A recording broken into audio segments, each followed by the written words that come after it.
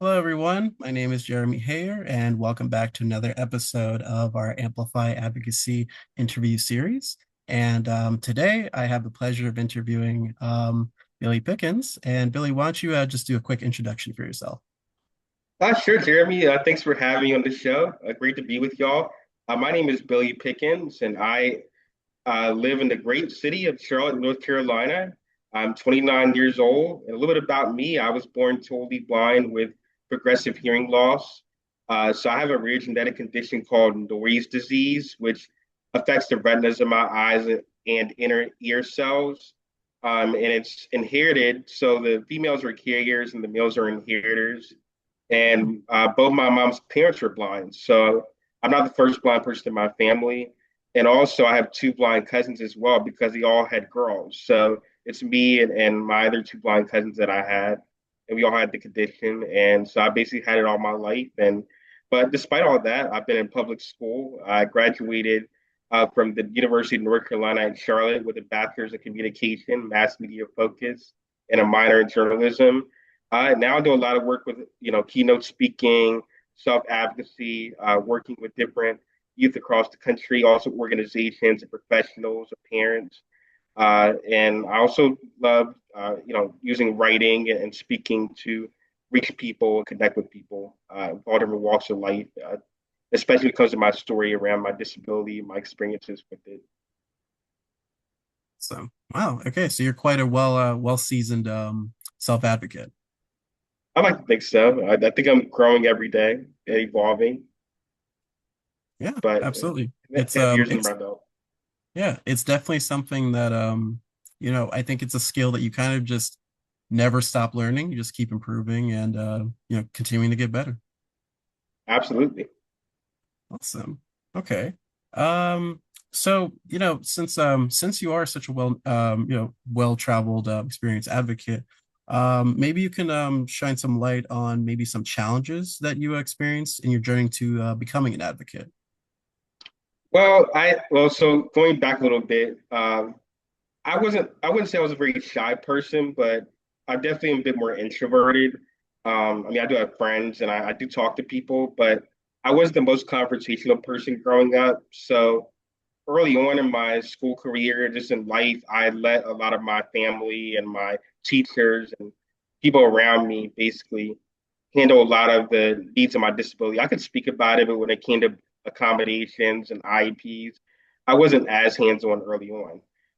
That changed when I was in middle school. I was in sixth grade, and I was really struggling, and particularly in math class. I still struggle with math to this day, but I was particularly struggling there, and it was getting to a point where I was, feeling the class and everyone was really having trouble communicating with one another. My parents were having trouble communicating with the teachers, and the teachers had their own ideas about what I needed.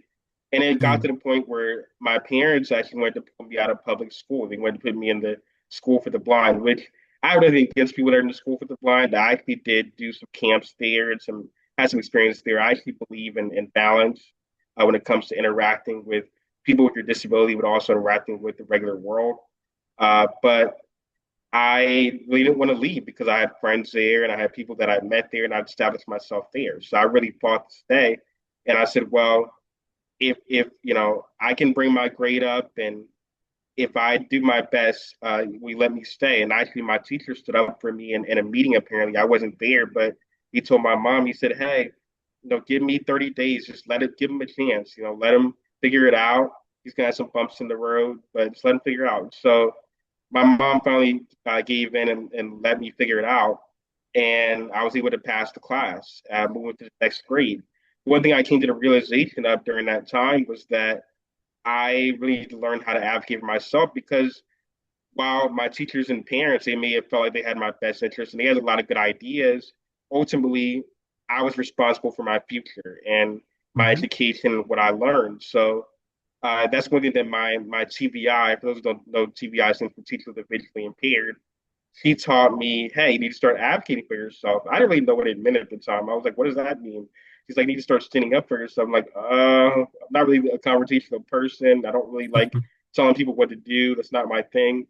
She said, Mhm. well, okay, if you can't do it verbally, do it in writing. because I know you love to write, and I know that that's something that you're passionate about. So write them a letter. So I started writing my teachers a letter, and my teachers really, uh, once they understood what I needed, and one thing I said in the letter, I said a lot of things, but one thing I said was, if you have any questions about me or my disability, ask me. And it really created a direct connection between me and my teachers about my needs. And it in turn really grew my confidence as a self advocate uh, in terms of knowing that I could speak up for myself. And more often than not, I would get what I was looking for in a situation, and that they weren't above me, and I wasn't above them, essentially. I felt confident enough to speak up for myself. And so I think that was my biggest challenge is, and sometimes you will get those teachers and professors, and I did get people throughout school and throughout college that, we're difficult to deal with. Yeah. But what you'll find is like most people, they want to help. They want to, especially teachers, they want you to learn. They want everyone in their class to learn something. Hmm. And that's what I really found through these experiences. And it really, helped me throughout life and throughout my journey and work and whatnot. And, I think that's what it boils down to. People just want to be heard. And I think that was my biggest challenge is feeling like I could actually be heard if I spoke up. Yeah, absolutely. And I think that's a very common thing among youth and young adults is just um, they almost seem like surprised sometimes when you just like let them know that like, oh yeah, like like you have a voice and like like you can like really like speak up for yourself. And I think it's I'm very like glad that you were able to like find your voice and like realize that that you can speak up about the things that not only like bother you, but things that you also are in support of. Yeah, yeah, and that's really one of my biggest goals now is just to show other people that they can. I think that, and also I think especially when it comes to the work that I did, because I've talked to people in DC, I've talked to people all over the country, and I think it's easy, and I think this is not even just a person with disability thing. It's easy to say, oh, those higher ups, they aren't going to listen to us, they don't care about us. We should, but you never know who's listening. And I think it's easy when you're young too to not really care. Like I just wanted to talk to girls and be a typical teenager when I was 13 years old. So I wasn't really thinking about advocating. But the more I did it, the more passionate I became about it, the more I felt like it was actually my purpose in life. So Right. Yeah. Wow. I mean, yeah, I mean, really the interesting thing about being a self-advocate is you learn to find allies in places you don't expect to find them. oh Um, yeah. well, that's wonderful. I mean, well, this kind of segues into the next question. Speaking of allies, who aside from your mother, who is a lovely person, shout out Mom Pickens. Yeah, for Um, sure. aside from her, has there been anyone else that's been supportive of you, like on your journey to becoming a self-advocate? I really have to it's been a whole village. Mm, And yeah, I definitely shout out as I was talking about earlier, my TVIs and I really have had a great and I want to especially my whole family, like they may not fully understand, what my needs are, or someone may be hesitant to when it comes to independent living or things that I might need, but they have been very supportive of just me and whether it's getting me to where I need to go or just, mental health support or things like that. They've been very supportive in that. And I know that you are familiar with the Yeti group that I'm a part of as well. yeah, Especially into adulthood. I think that I've grown, and like I said earlier, I'm very much a firm believer in balance and really surrounding yourself both with people with and without disabilities. But I really, especially in the past couple of years, have found community with people with disabilities. Because uh, I think that as I get older, and times change, I think it's important to have those kinds of people around you that can guide you throughout life and that really understand you. And you may have different perspectives, you may have different experiences, you may have different disabilities, but I think they really understand you in a way that others may not. They can ground you in a way that others may not. So I really think that that's been key for me and having those supports as well. Um, And so I just feel it's we'd be here all day if I named everybody, but it's truly been a village and a large group of supports that I've had, friends and family and people with and without disabilities that have really mentored me, but also just grounded me. Awesome. Awesome. Yeah, I think that's really I think it's really good to to highlight, that that having those there's a term we kind of use quite a lot like in our advocacy work, which is personal support networks, which is Yeah, basically what you just described. And I think really having like those positive people in your corner, even if, like you said, even if they have different perspectives, because in fact, I actually would recommend to have to have those people and to really listen to their different POVs, because for you know sure. you might be looking at one problem, and you might think like, okay, I've thought it all out, there's no solution or there's no easy solution. And then you talk to someone like your best friend or your mom or your sister or even like a coworker, and they'll give you a new perspective that you would never have come to on your own. And that's very important for the work that we do in terms of like building that community. Oh yeah, yeah, and also they have so many different connections. Like you just reminded me of something that I don't know if it's a national thing. I think it is, but I when I was in college, I did something called a person-centered plan, where I got a Hmm. bunch of people in a room. It was my family, my closest friends, some like coworkers that I'd worked with and whatnot, and they all basically came up with a plan for like what my career would be and uh, what they thought my strengths were, my challenges and whatnot. And it was really cool, because like you said, we may not have all seen the same thing, but it was really cool to give me perspective on, maybe this is something I didn't think about as far as a career choice. Maybe something I didn't think about as far as uh, a life choice or where I should live or things like that. And so really having that support there really made them see things in me that maybe I didn't see in myself. Awesome. Yeah, that sounds wonderful. Couldn't agree more. Okay, so let's jump to the next question. Okay, so are there any particular accomplishments or like achievements that you're proud of? That's a good one. This may sound basic, but I think that, well, I I'm really just proud of, how far I've come overall. And I think I was thinking the other day that to think, like I told you earlier, to think that I would be in this position of being a self advocate and being, I was giving a keynote speech one time at my old school when I graduated, and I got to talk to the chancellor, uh, Mm, and that was really cool. And I was saying during the speech, and I used to be really shy and not really conversational, and I was like, shocking. Uh, because I would say that, but yet I'm up here giving a keynote speech to I don't know hundreds of people. I didn't even know many people were in that room, but and my device had broken, so I had to do the whole thing on top of my head basically oh uh, wow. for 45 minutes. So that was interesting, but I think just to be able to be in a position and be able to tell you that I navigated and still navigate a lot of anxiety. I think it might be like slightly on like generalized anxiety Mm, uh, situation, but it's been really, getting at me since high school. mm, And I had to miss a week of school, and there were days that I didn't know if I could take a test or even get out of bed at times. And for me to be able to just take one step at a time and go into these spaces, and I was naturally, but I think my biggest accomplishment was when I was in DC last year, and I got to speak to the Office of Special Education.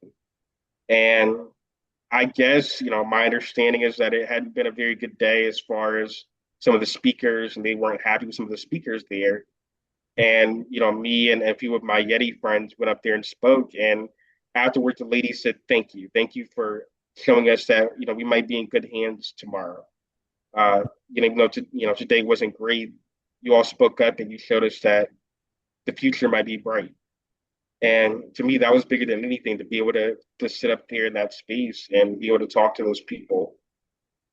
Again, not realizing I would have be able to do that 10 years ago. So I think my biggest accomplishment is just accomplishing, honestly, and just the things that I've just overcome, day by day, and despite everything.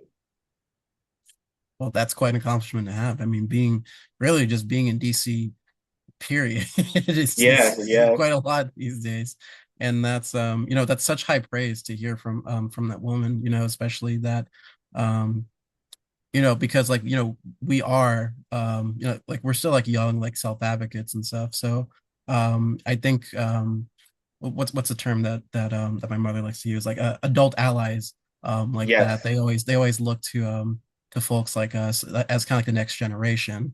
um and I think it's really important that like we're able to show them like, oh yeah, no, this will still continue on. Like this is not just like a one-time thing. It's something that we're actually passionate about. Yeah, yeah. And I was telling a friend, I think that it's easy, especially now, a lot of people, regardless of how you feel, a lot, there's a lot going on in the world right now. Hmm. And I was talking to one of my friends, and I was like, it's easy to see all the bad and all the things that are going wrong. And yeah, you should acknowledge that. I'm not saying don't talk about that or don't discuss that.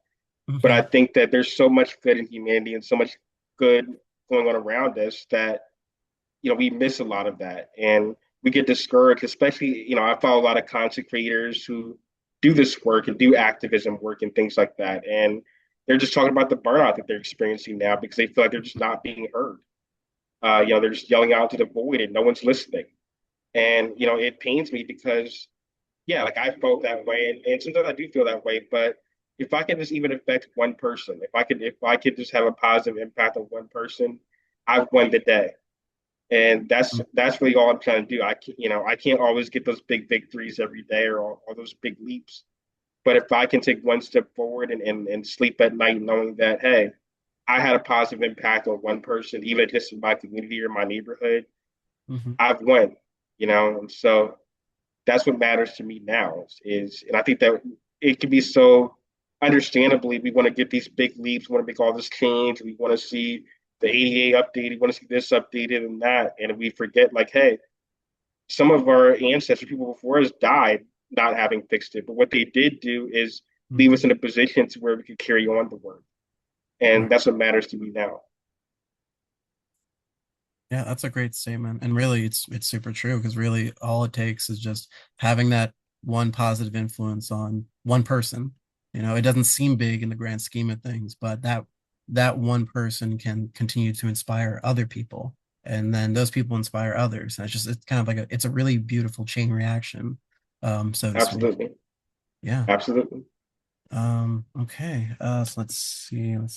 Okay. So our next question, it's a bit open-ended, so I apologize for that. Mhm. But why is the inclusion of individuals with disabilities important? And this can be in media, in conversations, in everyday life. Like, why do you think it's important to have inclusion for those with disabilities? Well, what I always go back to is the basics, is Mhm. that people with disabilities are people. Yes. In the same way you would include a person of color, in the same way you would include, LGBTQIA plus person, in the same way you would include anyone. We're Hmm. people with stories, we're people with experiences, we're people with perspectives.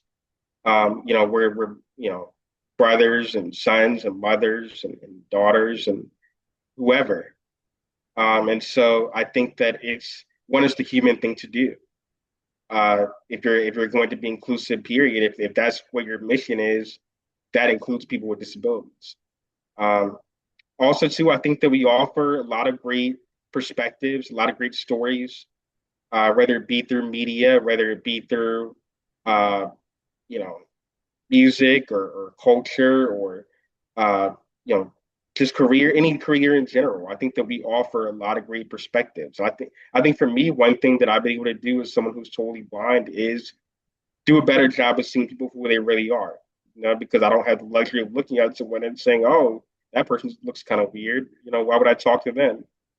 And also, I think that it's grown my empathy as a person and really understanding different stories, different perspectives, even from people I don't agree with.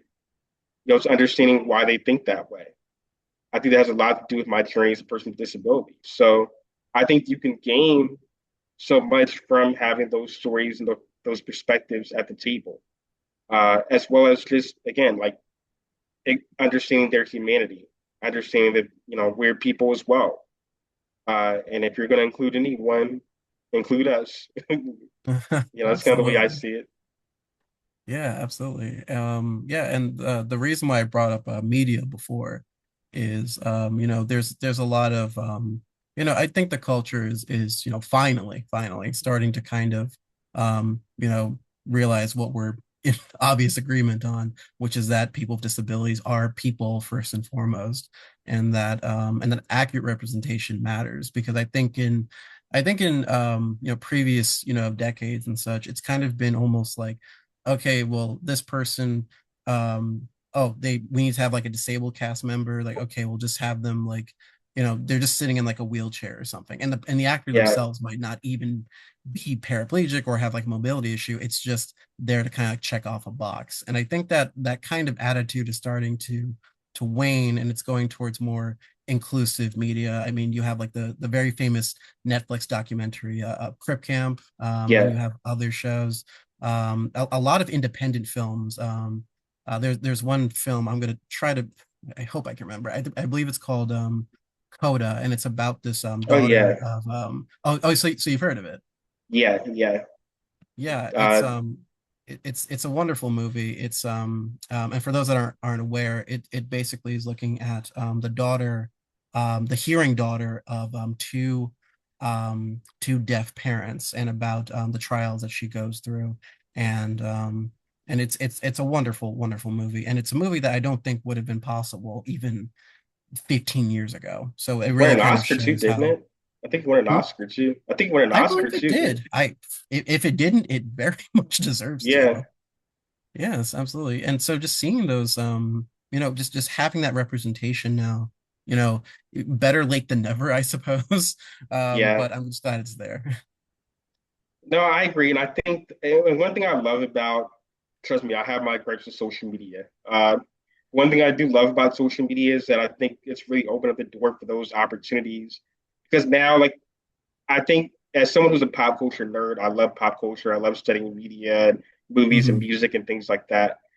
I do think that the whole gatekeeper conversation is very nuanced, but I do think, generally speaking, we have done a really good job of breaking through in ways that a lot of these industry experts haven't. Uh, Yes. and I think that a lot of people were very much like, how do we get people to go to theater? We got to get the biggest actor in the world to act that role. They may or may not have a disability, but they're going to sell tickets. Hmm. And I think one thing that we've generally done a good job of as of recently is saying, no, we want authenticity. We want people that actually have that embodied experience and have lived that experience to do these shows and these movies. And I think that's changed a lot of that representation for the better. I think we still have a long way to go, Hmm. but I do Absolutely. think that we had a lot of progress in the sense of our generation saying, and just in general, people that aren't necessarily gatekeepers saying, "Hey, this is what we want to see." And I think the more we do that, and the more and that's why I'm always advocating that if you see a movie with disability, a person with disability in it, or you hear about a person with disability, support that. Hmm. Even if you may not be a fan of that movie or that show, support it because we want to see if they follow profit and if they see that we're making them money, they will have more of that representation on board. So we kind of have to meet some people where they are. And I'm glad to see that people are standing up saying, hey, we want to see this. This is what we want to interact with. Right on. Okay. All right. I have one more question here, and it's a bit of a curveball.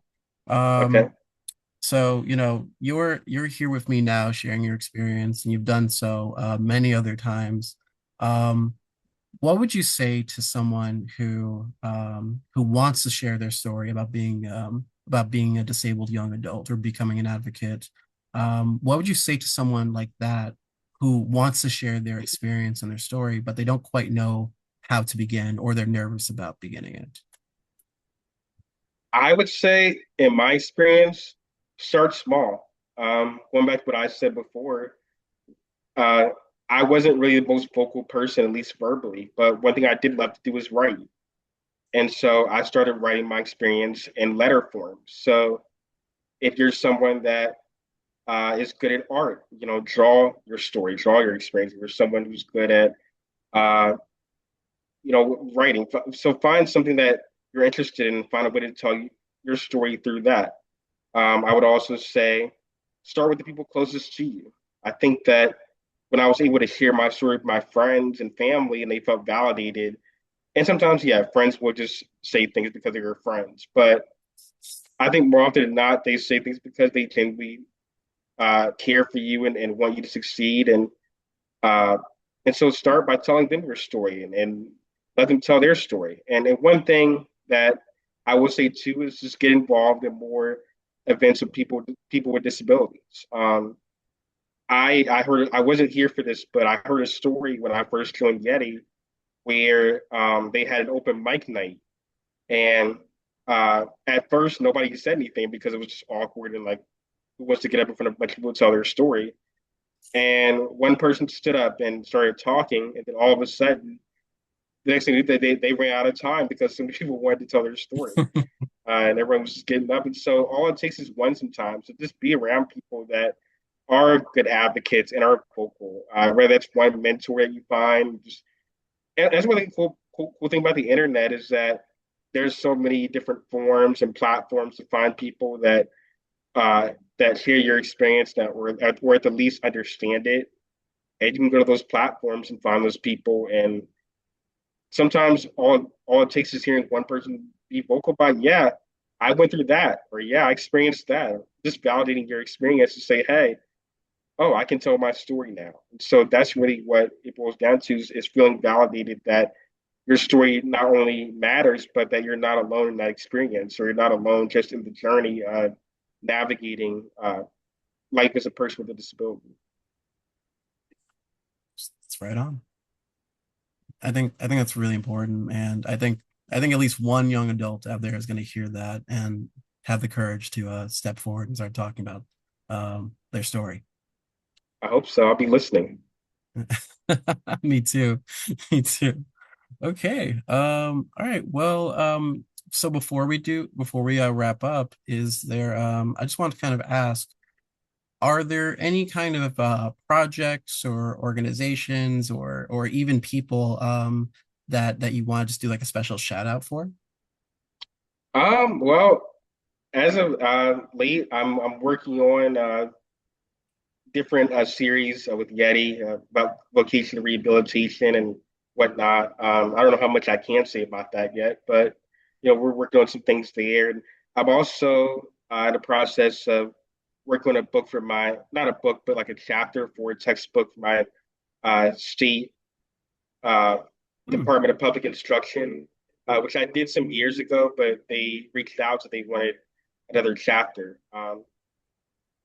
So I'm working on the updated version of that now.